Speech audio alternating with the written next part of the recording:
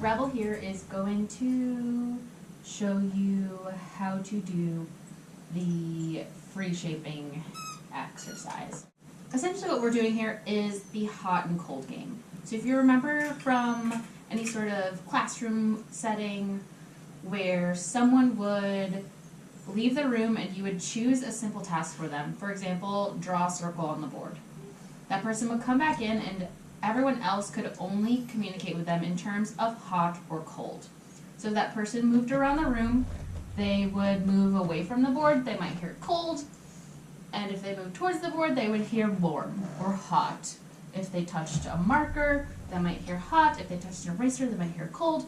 So we're taking that same premise of that game, and we are doing it using a single marker. Instead of a hot and a cold, we're just going to use a hot marker. And so for this game, I specifically like to use a clicker for this. Probably the only thing that I use a clicker for, but I find that the timing with this really helps. So what I'm going to do is I'm going to get an object that Rebel has not interacted with before, and I'm going to narrate and explain to you why and when I'm doing each thing. But essentially I want her to think back to all the different things she's ever learned and try to apply it to this object. And that object we're going to do today is a sheet pan. So, place. So I have a sheet pan. I'm going to release her, and then every time she tries to interact with it, my first goal is to get her to interact with it, and then my second goal is going to be for her to get 2 front paws on the pan. Now, Rebel's really good at this game, so if your dog doesn't get it right away, that's okay. I'll make another video with a newer dog to this game. All right, Rebel, free. Free. Good girl. So I clicked, and I'm going to reward her. And I always reward kind of away from / on the ground, so she gets reset and has to figure out what point did I click. Good. So she looked at it and kind of moved towards it. I'm going to reward her. You finding something over there? Here it goes. All I have in here is her dinner.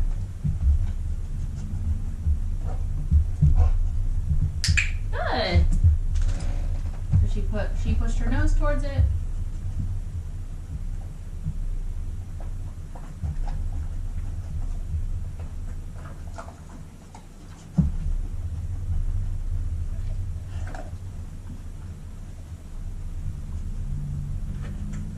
One of the hardest parts that I find owners having of this game is remaining really patient.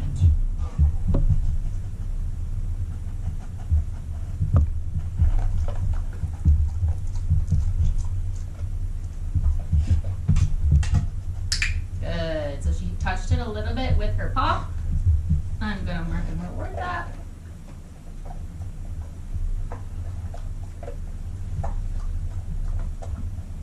Now, typically when I play this game, I'm kind of sitting on the couch, and I have just their bowl in my lap.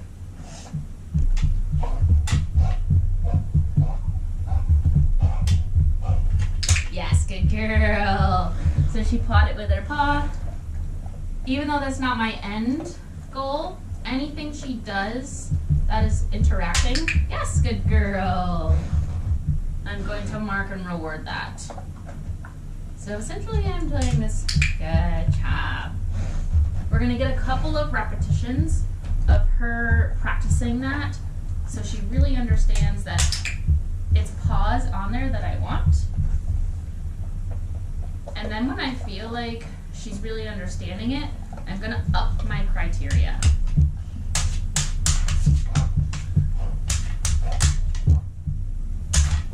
So you notice I'm not marking it anymore, because I want her to put, yes, good girl, 2 paws in. I want her to keep thinking, how do I get this click, and how do I get my reward?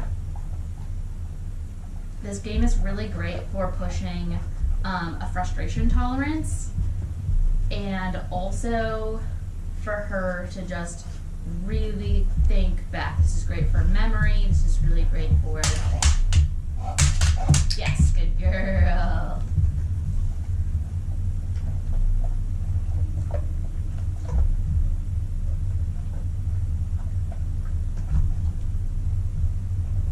Problem solving and confidence building are other really good things this is for.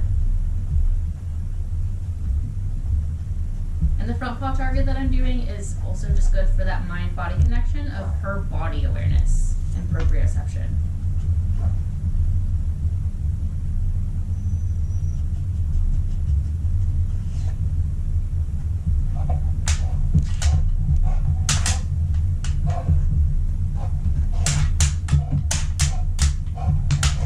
See her getting a little frustrated here. Let's see if she can work it out.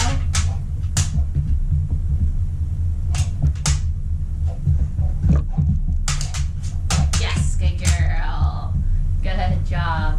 Now, if she had continued to get frustrated with it and maybe like pushed it around, I would have gone back down in my criteria and rewarded her just for putting a paw on. Good.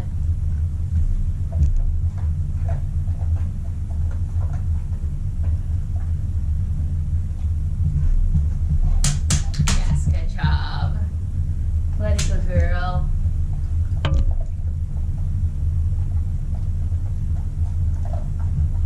So you notice I'm not helping her here at all. I'm not pointing at anything. Good girl. Good job. So because she held that position for a bit, I just jackpotted rewarded her.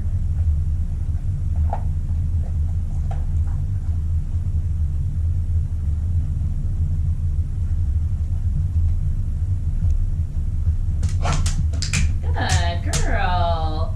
Nice job.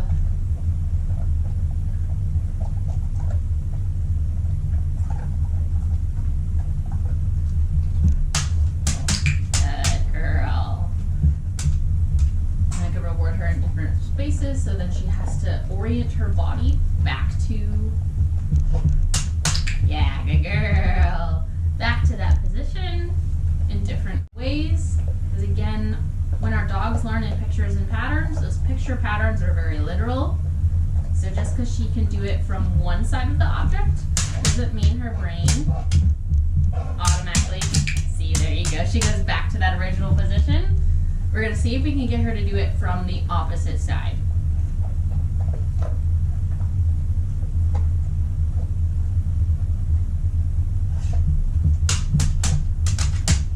Good girl.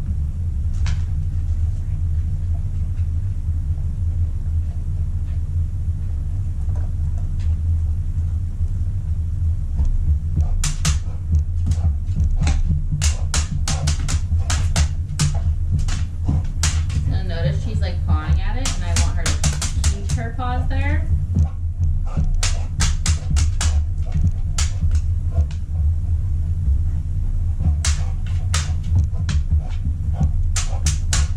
Yes, good girl. Good, because I want those paws stationary. I don't want her scratching at it. But she's doing the scratching because previously we have done scratch pad stuff. And so she's thinking that might be this. Good girl.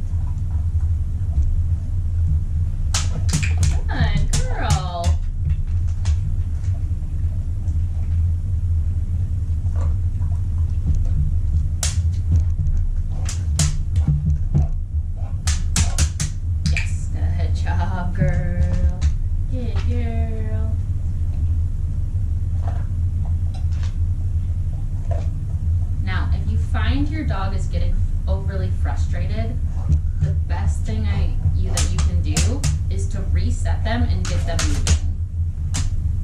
Good. So by throwing a cookie away, throwing a really good way for your dog to move through that stagnant kind of stress and help them reset.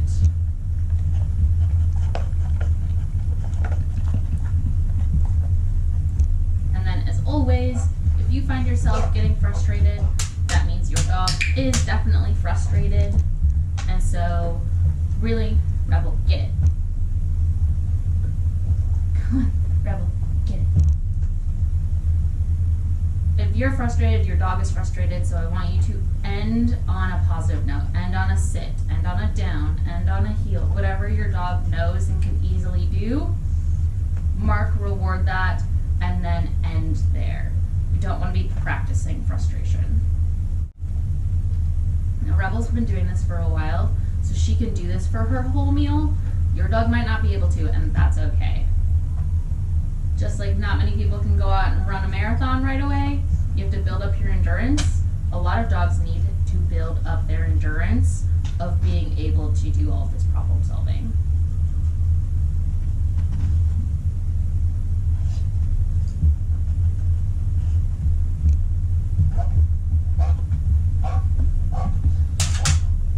Good job.